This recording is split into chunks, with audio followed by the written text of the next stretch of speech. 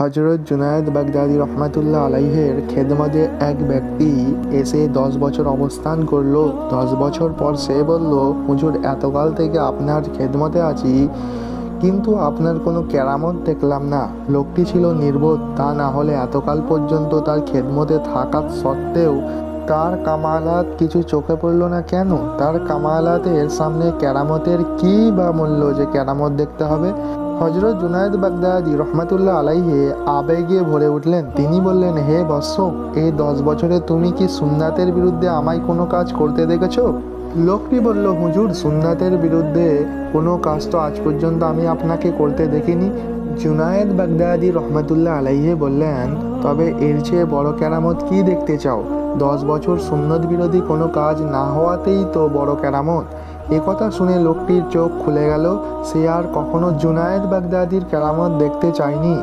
প্রিয় শ্রোতা, আমাদের একটা ভিডিও বানাতে প্রায় 2 দিন লেগে যায়।